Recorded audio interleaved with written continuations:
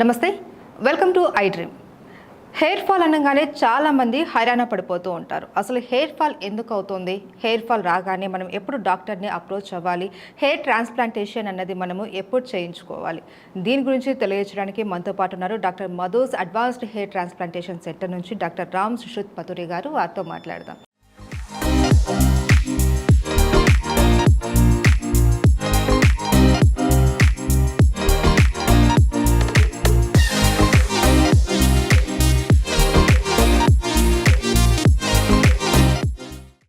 నమస్తే సార్. నమస్తే అండి. Welcome to I dream sir. Thank you అండి. అసోసియేటెడ్ విత్ ఐ డ్రీమ్ మనము ఇప్పుడు స్టార్ట్ చేస్తాం ఈ ఎపిసోడ్, ఫస్ట్ ఎపిసోడ్. సో మనం సిరీస్ వైజ్గా కూడా ఒక్కొక్క ప్రాబ్లం గురించి మనం డిస్కస్ చేద్దాం. ఈరోజు ఫస్ట్ ఎపిసోడ్లో first of all hair fall. ఇది ఎవరికైనా ఉండొచ్చు, జెంట్స్కి కావచ్చు, లేడీస్కి కావచ్చు, పిల్లల్లో చాలా మందికి కూడా ఇప్పుడు ఎర్లీగా స్టార్ట్ అయిపోతుంది హెయిర్ ఫాల్ అన్నది. ఈ హెయిర్ ఫాల్ అనేది ఎందుకు అవుతుంది? మెయిన్ రీజన్స్ ఏంటంటారు? సో ఇక్కడ మనం టూ టర్మినాలజీస్ అనేవి చాలా ఇంపార్టెంట్గా చూసుకోవాలండి. ఫస్ట్ ఏంటంటే హెయిర్ లాస్, హెయిర్ ఫాల్. ఇవి రెండు చాలా డిఫరెంట్ టర్మినాలజీస్ అన్నమాట. హెయిర్ ఫాల్ అనేది కామన్గా జరుగుతూ ఉంటుంది, అందరిలోనూ జరుగుతూ ఉంటుంది. అదేంటంటే ఒక సెల్ పెరిగి పెద్దదయ్యి ముసలిదైపోయాక అది ఊడిపోతుంది అనమాట. సో ఒక హెయిర్ ఫాలికల్ ఉంటే ఒక హెయిర్ సెల్ కింద స్టార్ట్ అయ్యి అది పిల్లల చిన్నగా పెరిగి పెద్దగా ఉండి మనకు ఒక లెంగ్త్ వచ్చాక, సఫిషియంట్ ఏజ్ వచ్చాక, దాని ఏజ్ టైం అయిపోయాక ఒక సర్టెన్ పీరియడ్ టీలోజన్ అంటాం. అంటే కొన్ని రోజులు ముసలి ఏజ్ కూడా ఉంటుంది, దానికి హెయిర్కి కూడా ఉంటుంది, ముసలి ఏజ్ ఉంటుంది. అది కూడా మనలాగే చిన్నపిల్లల పెరుగుద్ది, పెద్దదవుద్ది, ముసలిది అయిపోతుంది. ముసలిది అయిపోయాక ఏంటంటే కింద రూట్ దగ్గర నుండి మెల్లగా డిటాచ్ అయిపోతుంది అనమాట. డిటాచ్ అయ్యి ఊడిపోతుంది. కొన్ని రోజులు ఈ ఫాలికల్ ఏదైతే ఉందో అది కొన్ని రోజులు నిద్రపోతుంది అనమాట. నిద్రపోయి మళ్ళీ కొత్త హెయిర్ సెల్ని స్టార్ట్ చేస్తుంది. దీన్ని హెయిర్ సైకిల్ అంటాం. సో హెయిర్ ఫాల్ అనేది ఒక న్యాచురల్ ఫినామినా. సో మనకి ఏంటంటే చాలా షాంపూ బ్రాండ్స్ కానీ లేకపోతే కాస్మెటిక్ బ్రాండ్స్ కానీ అసలు హెయిర్ ఫాల్ మనిషికి జరగకూడదు, హెయిర్ అనేది అలాగే ఉండిపోతుంది అన్నట్టు క్రియేట్ చేస్తారు. బట్ హెయిర్ ఫాల్ అనేది సాధారణంగా చాలా నార్మల్ ప్రాసెస్. పర్ డే మనకి ఏంటంటే 50 to 100 హెయిర్ వరకు నార్మల్గా ఊడిపోవచ్చు అనమాట. కొందరు అంటూ ఉంటారు, నేను హెల్మెట్ పెట్టుకున్నానండి, అసలు హెల్మెట్ తీసేటప్పటికి 10 హెయిర్లు 20 హెయిర్లు ఇలా పడిపోతున్నాయి. సో ఏంటంటే మనం అది క్లోజ్డ్ ఎన్విరాన్మెంట్లో ఉంచినప్పుడు ఏంటంటే కొంతవరకు అక్యూములేట్ అయ్యే హెయిర్ మనకు కనిపిస్తుంటుంది. లైక్ వైజ్ మనం పడుకుని లేచినప్పుడు, నిద్ర పడుకుని లేచినప్పుడు మన బెడ్ మీద 10 to 15 హెయిర్ వరకు కనిపించడం నార్మల్. సేమ్ కోమ్ చేసుకున్నప్పుడు. అండ్ మెన్లో యూజువల్లీ ఏంటంటే 2-3 డేస్కి యూజువల్లీ షాంపూ చేస్తారు. షాంపూ చేసినప్పుడు కానీ అప్పుడు ఓ 50 హెయిర్ కనపడితే నాకు ఏదో ప్రాబ్లం వచ్చిందని కంగారు పడుతుంది. సో 50 to 100 హెయిర్ వరకు ఎవ్వరూ కంగారు పడాల్సిన అవసరం లేదు, ఏ డాక్టర్కి చూపించుకోవాల్సిన అవసరం లేదు, అన్లెస్ హెల్దీగా ఉంటే.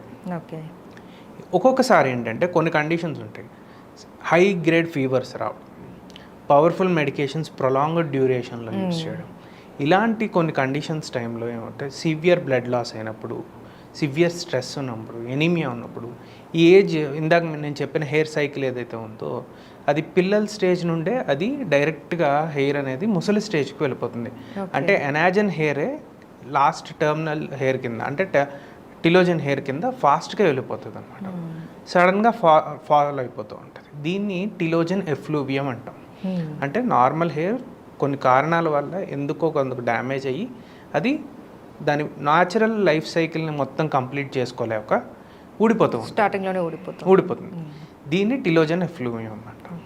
ఇది కూడా నార్మల్ ఫినామినానే. దీని గురించి కూడా డ్రాస్టిక్గా కంగారు పడాల్సిన అవసరం లేదు. ఒక 2-3 months టైం ఇస్తే అది బాడీ రెక్టిఫై చేసుకుని అక్కడ నుండి మనకి నార్మల్ హెయిర్ అనేది వచ్చేస్తూ ఉంటుంది.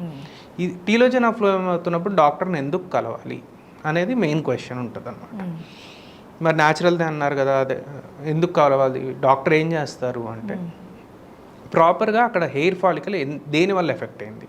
ఫీవర్ వల్ల అయితే కొన్ని ఫ్యాక్టర్స్ వల్ల ఎఫెక్ట్ అవుతుంది, స్ట్రెస్ వల్ల కొన్ని ఫ్యాక్టర్స్ వల్ల ఎఫెక్ట్ అవుతుంది, blood loss, severe blood loss ఏంటంటే కొన్ని ఫ్యాక్టర్స్ వల్ల ఎఫెక్ట్ అవుతుంది. కొన్నిట్లో జస్ట్ న్యూట్రిషనల్ డెఫిషియన్సీ ఉండొచ్చు, కొన్నిట్లో ఐరన్ డెఫిషియన్సీ ఉండొచ్చు, కొన్నిట్లో B12 డెఫిషియన్సీ ఉండొచ్చు, కొన్నిట్లో హార్మోనల్ ఫ్యాక్టర్స్ హైపర్ థైరాయిడిజం కానీ హైపోథైరాయిడిజం కానీ ఇలాంటి PCOS కండిషన్స్ కానీ ఇలాంటివి ఉండొచ్చు అనమాట. వీటిని రెగ్యులేట్ చేస్తే కొత్త రూట్ ఏదైతే పుడుతుందో అది ఫాస్ట్గా పెరిగి, థిక్గా పెరిగి, హెల్దీగా పెరిగేటట్టు మెడికేషన్ ఇవ్వగలుగుతారు. ఇకపోతే హెయిర్ లాస్ అనేది ఏంటంటే ఒక పార్ట్లో కానీ లేకపోతే డిఫ్యూజ్గా కానీ జుట్టు పల్చబడ్డం. అంటే ఇందాక హెయిర్ సైకిల్ ఏదైతే చెప్పానో ఒక చిన్న హెయిర్లా పెరిగి పెద్దదయ్యి ముసలిదైపోతుందని చెప్పానో దాని తర్వాత కొన్ని రోజులు ఏదైతే ఫాలికల్ పడుకునే స్టేజ్లో ఉంటుందో అది ప్రొలాంగ్ అయిపోతుంది. పడుకునే స్టేజ్ ఏంటంటే ప్రొలాంగ్ అయిపోతుంది, పెరిగి పెద్దదయ్యే స్టేజ్ ఏమో ష్రింక్ అయిపోతుంది. సో హెయిర్ ఏంటంటే పల్చబడిపోతాయి, దాని థిక్నెస్ తగ్గిపోతుంది అండ్ చూస్తే గ్యాప్స్గా కనిపిస్తుంది. సో హెయిర్ ఫాల్ అనేది న్యాచురల్ ఫినామినా, హెయిర్ లాస్ అనేది ఏంటంటే ఖచ్చితంగా డాక్టర్కి చూపించుకోవాల్సిన phenomena. Most commonest causes hair లాస్కి ఎందుకు అవుతాయంటే ఒకటి బట్టతల, ఆండ్రోజెనటిక్ ఎలోపీషియా అంటాం. నెక్స్ట్ ఏంటంటే మన ప్యాచెస్లా హెయిర్ ఊడిపోతూ ఉంటుంది, ఎలోపీషియా ఎరెటా, పెయిన్ కొరుకుడు అంటాం. అది ఒక్కొక్కసారి డిఫ్యూజ్గా కూడా అవుతూ ఉంటుంది, ఒక ప్యాచ్లా కాకుండా తల మొత్తం పల్చగా ఊడిపోవడం, ఇక్కడ హైబ్రోస్ పోవడం, ముస్టాచ్ పోవడం, బియర్డ్ మీద పోవడం, ఇట్లాంటివి కూడా జరుగుతాయి. అది హెయిర్ లాస్ అయ్యే కండిషన్స్. ఇంకా పెథలాజికల్ కండిషన్స్ చాలా ఉన్నాయి. హార్మోనల్ ఇన్ఫ్లుయెన్స్ కూడా దీని మీద చాలా ఉంటుంది. అయితే సార్ ఇందాక మీరు చెప్పారు షాంపూ వాళ్ళు చెప్పేస్తూ ఉంటారు హెయిర్ ఫాల్ ఎక్కువైపోతుంది ఇది అది అనేసి. బేసిక్గా చాలా మందికి ఉన్న డౌట్ ఏంటంటే షాంపూ అనేది డైల్యూట్ చేసి వాడుకోవాలి అనేసి మీ డాక్టర్స్ చెప్తూ ఉంటారు. అయితే ఏ షాంపూ అయినా సరే డైల్యూట్ చేసుకొని వాడుకుంటే సరిపోతుందా, లేదంటే షాంపూ మనము కొనుక్కునే ముందు అందులో మనం పర్టికులర్గా ఏది అబ్జర్వ్ చేసి తీసుకోవాలని? చాలా మంచి క్వశ్చన్ అడిగారండి. ఇదేంటంటే షాంపూకి ఒక బ్రీఫ్ నేను సింపుల్ ఫ్లో చార్ట్ చెప్పేస్తాను. ఇదేంటంటే ఎవరైనా పాటించవచ్చు అనమాట. సో మనం ఒక 3 days స్నానం చేయకుండా ఉండాలి. తల స్నానం చేయకుండా ఉంటే ఏమవుతుందంటే మనది ఏ టైప్ ఆఫ్ స్కాల్ప్ అనేది తెలుస్తుంది అనమాట. అంటే కొందరికి ఏంటంటే ఆయిలీ స్కాల్ప్ ఉంటుంది, అంటే నార్మల్గానే బాగా జిడ్డుగా ఉండి జుట్టంతా అణిగిపోయినట్టుండి ఆయిలీనెస్ తెలిసిపోతూ ఉంటుంది. కొందరిది డ్రై స్కాల్ప్ ఉంటుంది అనమాట, అంటే 3 daysలో కూడా వాళ్ళకి పెద్ద ఏం లాదు, టిష్యూ పెట్టినా కూడా ఏం నూనె అంటుకున్నట్టు ఉంటుంది. థర్డ్ది కాంబినేషన్ స్కాల్ప్. ఇది ఒక పద్ధతి షాంపూ అనేది మనం సెలెక్ట్ చేసుకోవడానికి ఇదొక క్రైటీరియా. రెండో క్రైటీరియా చూసుకోవాల్సింది ఏంటంటే మన హెయిర్ థిక్నెస్ ఎలా ఉంది. నార్మల్గా ఇప్పుడు మన 5 fingers ఉన్నాయి కదండి, ఇది బాగా సన్నగా ఉన్న ఫింగర్, ఇది థిక్గా ఉన్న ఫింగర్. ఇలా థిక్గా ఉన్న హెయిరా లేదా ఇలా సన్నగా ఉన్న హెయిరా అనేది కూడా మనం మన బ్రెయిన్లో పెట్టుకోవాలన్నమాట. ఇకపోతే ఎవరికైతే ఆయిలీ స్కాల్ప్ ఉందో వీళ్ళకి ఏంటంటే మోర్ లెదర్ కంటైనింగ్ షాంపూస్లో ఏంటంటే కొంచెం మనకి సల్ఫేట్స్ కాన్సన్ట్రేషన్ కొంచెం ఎక్కువ ఉంటుంది అన్నమాట. ఓకే, ఇవేం చేస్తాయంటే ఆ లెదర్తో పాటు ఆయిల్నెస్ని రిమూవ్ చేసేస్తాయి. సో వాళ్ళు ఆయిలీ స్కాల్ప్ ఉన్న వాళ్ళు మోర్ నురగొచ్చే షాంపూస్ వాడుకుంటూ ఉండాలి. ఓకే, డ్రై స్కాల్ప్ వాళ్ళకి కొంచెం moisturiser based shampoos, conditioner based shampoos వాడుకుంటూ ఉండాలి. మిక్స్డ్ వాళ్ళకి ఏంటంటే ఏ షాంపూ వాడుకున్నా పర్లేదు, కానీ ఫ్రీక్వెన్సీ అనేది ఆల్టర్ చేసుకుంటూ ఉండాలి. వాళ్ళకి ఏంటంటే కొన్ని రోజులు మాత్రం బాగా ఆయిలీగా ఉంటుంది, కొన్ని రోజులు మాత్రం డ్రైగా ఉంటుంది. So episodes, number off frequency, ఎన్నిసార్లు తలస్నానం చేస్తున్నాం అనేది ఆల్టర్ చేసుకుంటూ వాళ్ళు వాడుకోవచ్చు. ఇకపోతే థిక్నెస్ గురించి మాట్లాడుకుందాం. సన్నగా ఉన్న వాళ్ళకి వాల్యూమైజింగ్ షాంపూస్ అని ఉంటాయి. ఇవి ఏం చేస్తాయంటే మన హెయిర్ షాఫ్ట్ మీద సన్నటి కండిషనర్ కోటింగ్లా ఫామ్ చేస్తాయి, కొంచెం థిక్గా కనిపించేటట్టు చేస్తాయి. ఓకే, థిక్గా హెయిర్ ఉన్న వాళ్ళకి ఏంటంటే హైడ్రేటింగ్ షాంపూస్. ఇదేం చేస్తుంది, జుట్టు మీద ఒక ఇందాకలాగా పల్చడి కోటింగ్ ఫామ్ చేస్తూ అది దాన్ని మంచి షైనీ టెక్స్చర్ వచ్చేటట్టు చేస్తూ ఉంటుంది. సో ఇది తెలుసుకున్నదంటే హెయిర్కి ఏ షాంపూ వెతుక్కోవాలి అనే సీక్రెట్ అనేది తెలిసిపోతుంది అన్నమాట. నెక్స్ట్ ఈ నరిషింగ్ షాంపూస్, స్ట్రెంగ్తనింగ్ షాంపూస్, ఇవన్నీ ఏంటంటే కొంచెం మార్కెటింగ్ జిమిక్స్ అనేవి ఉంటాయి. సైన్స్ పరంగా ఏంటంటే వాటి కాన్సన్ట్రేషన్స్ సరిపోవు అనమాట. ఒక రూట్ అనేది ఏంటంటే మన హెయిర్ ఫాలికల్ ఉందంటే దాంట్లో మనం ఎప్పుడైనా ఊడిపోతే చిన్న బల్బ్ చూస్తాం, తెల్లటి బల్బ్, కేవలం అది మాత్రమే మన హెయిర్లో బతికున్న పార్ట్ అనమాట. సో అది చాలా 3-4 millimeters డీప్ ఉంటుంది మన స్కిన్లో. మనం పెట్టుకున్న 5 నిమిషాల్లో ఆ కెమికల్ కిందకి వెళ్ళి బయోటిన్ వెళ్ళిపోయి లేకపోతే కాఫీ వెళ్ళిపోయి అక్కడ నుండి 5 minutesలో దానికి ఎఫెక్ట్ ఇచ్చేసేంతే దాని కాన్సన్ట్రేషన్స్ షాంపూలో ఉండవు. సో స్ట్రెంగ్తనింగ్ షాంపూస్ ఇవన్నీ ఏంటంటే కొంచెం మార్కెటింగ్ ట్రిక్ ఉంటుంది, అది కూడా చూసుకుంటూ ఉండాలి. ఇకపోతే ఏంటంటే షాంపూని, మీరు అడిగిన క్వశ్చన్, షాంపూని డైల్యూట్ చేసుకుంటే మంచిదా కాదా? ఎప్పుడైతే మనకి నేను చెప్పే 4 కెమికల్స్ ఉంటాయి. First sulphates, parabens, next phthalates and formaldehyde. మనం షాంపూలో కంటెంట్స్ చూస్తే ఇవి ఖచ్చితంగా ఉంటాయి. వీటి concentrations comparatively usually government norms ప్రకారం వాళ్ళు చేస్తూ ఉంటారు. ఎక్కడన్నా మనకి ఈ కాన్సన్ట్రేషన్స్ కొంచెం ఎక్కువ ఉన్నాయి అని అనిపిస్తే దానికి ఈక్వల్ కాన్సన్ట్రేషన్లో మనం మిక్స్ చేసుకోమని వాటర్ మిక్స్ చేయమని చెప్తాం అన్నమాట. ఫర్ ఎగ్జాంపుల్ చెప్తాను, ఇప్పుడు పారాబెన్స్ అనేది ఉంది. పారాబెన్స్ అనేది ఏంటంటే దీనికి 2 టైప్స్ ఆఫ్ ఇంప్లికేషన్స్. ఒకటి హార్మోనల్ ఇంప్లికేషన్స్ ఉంటాయి అంటారు. నెక్స్ట్ ఏంటంటే కార్సినోజెనిక్ ఇంప్లికేషన్స్, అంటే క్యాన్సర్ కాజింగ్ ఇవి ఉంటాయి అంటారు. కానీ మనం షాంపూలోంచి వీటిని తీయలేము, ఎందుకంటే వాటి రోల్ వాటికి ఉంది. ఇందాక నేను చెప్పిన sulphates, sodium Laurel sulphate, ammonium Laurel sulphate, laureth sulphate, ఇవి లెదర్ ప్రొడ్యూసింగ్. అది లెదర్ ప్రొడ్యూస్ చేయలేదని మన తలస్నానం చేసిన ఫీల్ కూడా రాదన్నమాట. సో ఇందాక చెప్పినట్టు పారాబెన్స్ అయితే మిథైల్, ఇథైల్, బ్యూటైల్ ఇలా చాలా వెరైటీస్ ఆఫ్ పారాబెన్స్లు ఉన్నాయి. సో కొన్ని యూరోపియన్ గైడ్లైన్స్ ప్రకారం ఏంటంటే వీటి కాన్సన్ట్రేషన్ 0.19% మాత్రం ఉంటే సేఫ్ అని యూరోపియన్ స్టాండర్డ్స్ ప్రకారం మనకు తెలుస్తూ ఉంటుంది. సో ఆ కాన్సన్ట్రేషన్ ఇంకా ఫర్దర్గా మనం డైల్యూట్ చేసుకోవడం వల్ల ఏమవుద్దంటే, ఒకవేళ 19% ఉంటే మనం హాఫ్ కలుపుకుంటే ఇంకొంచెం డైల్యూట్ అవుతుంది అనే ఒక రీజన్తో ఏంటంటే మనం డైల్యూట్ చేసుకుని వాడుకోవడం మంచిది అని చెప్తా ఉంటాం. సో ఏ షాంపూనన్నా డైల్యూట్ చేసుకోవచ్చు, డైల్యూట్ చేసుకుని వాడుకోవడం వల్ల మంచిది తప్పించి చెడే ఉంటుంది. ఓకే, అయితే sir Madhu advanced hair transplantation interview అనగానే మాకు కొన్ని క్వశ్చన్స్ వచ్చాయి. అందులో ఒక క్వశ్చన్ ఈరోజు మనం తెలుసుకుందాం. అయితే తను అంటున్నారు, మా ఫ్యామిలీలో ఆల్రెడీ బాల్ హెడ్ అనేది ఉన్నది. సో ఇప్పుడు నా వయసు 22 సంవత్సరాలు మాత్రమే. ఆల్రెడీ నాకు కొద్దిగా హెయిర్ పల్చబడింది. సో నాకు కూడా ఏమైనా బాల్ హెడ్ వచ్చే అవకాశం ఉంటుందా? దీన్ని నేను ముందుగా ఏమైనా జాగ్రత్త పడితే దీన్ని నివారించుకోవచ్చా అన్న క్వశ్చన్ అయితే వచ్చింది. అబ్బాయి అండి. యా. సో ఇదేంటంటే ఖచ్చితంగా బట్టతల అనేది ఏంటంటే 100 మెన్ అనేది ఉంటే 60 మెన్కి ప్రోన్ ఫర్ బాల్డింగ్. ఎందుకంటే అండ్ ఇది మోర్ జెనెటిక్ ప్రిడిస్పోజిషన్లోకి వస్తే and polygenic mode of inheritance అంటా ఉంటాయి. ఈ జీన్స్ చాలా డిఫరెంట్ వెరైటీస్గా ఆ జెనెటిక్ మ్యూటేషన్ అనేది జరుగుతుంది.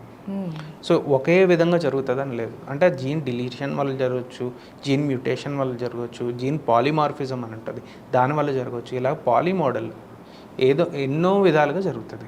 మెయిన్ ఏంటంటే ఇది మేల్ రిలేటెడ్ సెక్స్ క్రోమోజోమ్, అంటే మన బాడీలో కొన్ని క్రోమోజోమ్స్ ఉంటాయి, ప్రతి సెల్లోనూ క్రోమోజోమ్స్ ఉంటాయి. దీంట్లో సెక్స్ క్రోమోజోమ్స్ కొన్ని ఉంటాయి. ఇది మేల్కి సంబంధించిన సెక్స్ క్రోమోజోమ్లో ఖచ్చితంగా దీని పొజిషన్ ఉంటుంది అన్నమాట.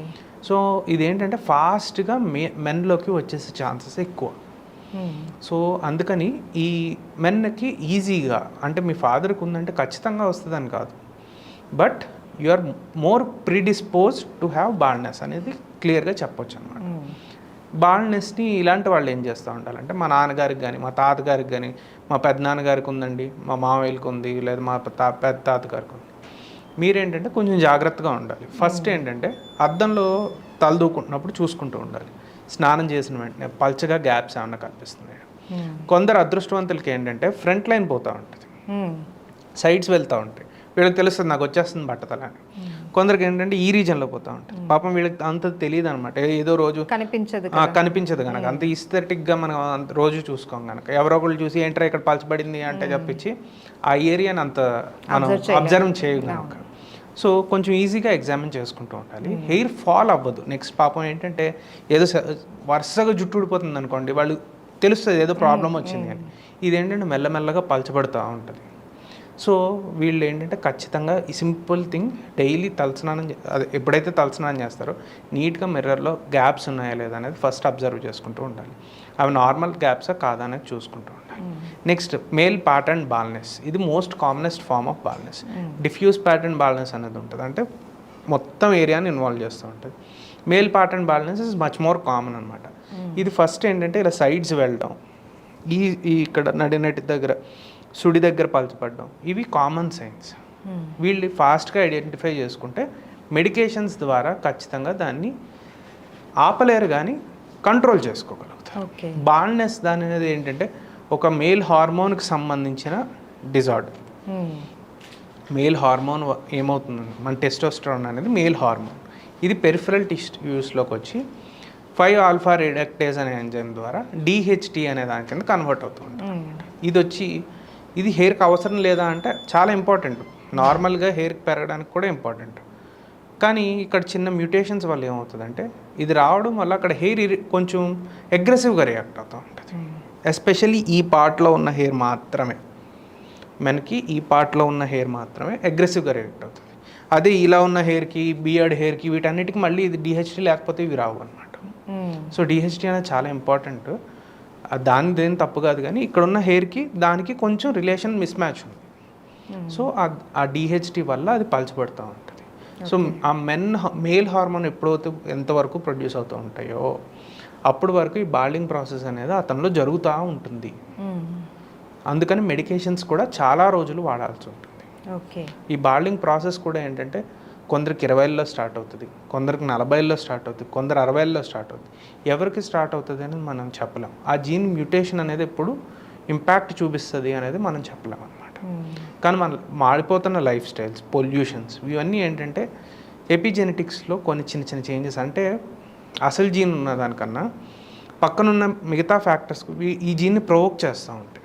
మన లైఫ్ స్టైల్ కండిషన్స్ కానీ, మనం తింటున్న మైక్రో ప్లాస్టిక్స్ కానీ, ఇవన్నీ ఏం చేస్తాయంటే అసలు బాల్డింగ్ జీన్ని కొన్ని రోజులు డిలే చేద్దాం అనుకున్న బాల్డింగ్ జీన్ని కూడా దాన్ని ఫాస్ట్గా ఎక్స్ప్రెస్ చేయడానికి ఖచ్చితంగా ఒక రోల్ అనేది ప్లే చేస్తాం. Okay. So healthy life style అనేది కూడా ఇంపార్టెంట్. Okay, right. అయితే సార్ నాకు ఒక చిన్న question. Doctor Madhu's advanced hair transplantation అనగానే నాకు మీ ఫాదరే గుర్తొస్తారు. చాలా ఫేమస్ పర్సన్, చాలా మందికి హెయిర్ ట్రాన్స్ప్లాంటేషన్ చేశారు. సో మీరు కూడా ఇప్పుడు అదే వృత్తిలో కొనసాగుతూ ఉన్నారు. ఎందుకు అనిపించింది మీకు మరి ఇదే తీసుకోవాలి అని? ఒకటి పేషెంట్ సాటిస్ఫాక్షన్ అనేది ఈ ఫీల్డ్లో మాకు చాలా ఎక్కువ కనిపించింది. ఓకే. సో మా క్లినిక్ ఏంటంటే ఆల్మోస్ట్ 20-25 ఇయర్స్ నుండి సేమ్ ప్లేస్లో we were there since almost 20-25 years. And మా క్లయింట్స్తో రిలేషన్స్ కూడా ఏంటంటే ఇప్పుడు నేను వచ్చేటప్పుడు కూడా ఏంటంటే 10 ఇయర్స్ బ్యాక్ చేయించుకున్న క్లయింట్ వచ్చి నాకు అప్పుడు బాగానే ఉండింది, ఇప్పుడు కొంచెం పాల్చిపడుతుంది, ఇక్కడ కొన్ని గ్రాఫ్స్ చేయగలుగుతారా అని. సో ఎవరు మేము చేయించుకున్నాము, మేము డిసప్పాయింట్ అయ్యాము అన్న వాళ్ళు చాలా తక్కువ మంది ఉంటారు. People are more happy. ఒక జాబ్ సాటిస్ఫాక్షన్ అనమాట. ఇన్ఫ్యాక్ట్ చెప్పాలంటే అది particular way of satisfaction. And పాపం నీడ్ ఉన్నది కూడా చాలా అక్యూట్ స్టేజెస్లో. ఇప్పుడు 24-25 టైంకి సివియర్ బాల్డ్నెస్ వచ్చిన ఒక అతనికి we can give some kind of confidence with this is one kind of Nobel ప్రొఫెషన్లో ఇదొక మేము చేయగలిగే హెల్ప్. తనకి ఏదైతే ఒక ఎర్లీ ఏజ్లో తను ఎప్పుడైతే గ్లామర్గా ఉండాలో ఆ టైంకి తనకి తన మిస్టేక్ ఏం లేకుండా హెయిర్ లాస్ అయినప్పుడు we can give back his hair, look, confidence తనకి ఎంతో కొంత కంప్లీట్గా పైన కొంతగా ఇవ్వగలిగితే he'll be much more happy through words his life. అంటే చాలా ఇన్ఫర్మేషన్ ఇచ్చారు. సో ఇది మంది ఫస్ట్ సిరీస్ కాబట్టి మనం ఇంకా నెక్స్ట్ ఎపిసోడ్స్లో ఇంకా తెలుసుకునే ప్రయత్నం అయితే తప్పకుండా. Thank you sir. నమస్తే అండి.